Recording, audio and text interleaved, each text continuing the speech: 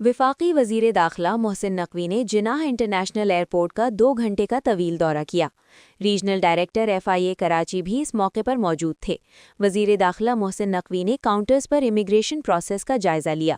وزیر داخلہ محسن نقوی بیرون ممالک جانے والے مسافروں سے ملے اور امیگریشن پروسیس بارے پوچھا۔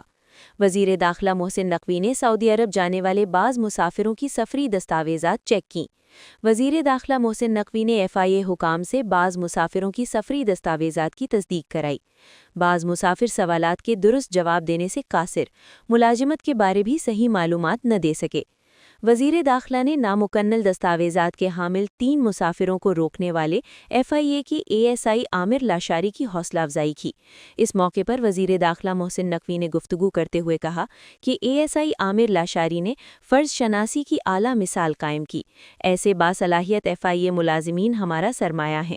نامکمل اور بغیر تجدید شدہ دستاویزات کے حامل مسافروں کو کسی صورت سفر کی اجازت نہیں۔ مسافروں کی آڑ میں پیشہ ور بھکاریوں کو ہرگز سفر کی اجازت نہیں دی جا سکتی۔ پاکستان کی عزت سب سے زیادہ عزیز ہے، کسی صورت حرف نہیں آنے دیں گے۔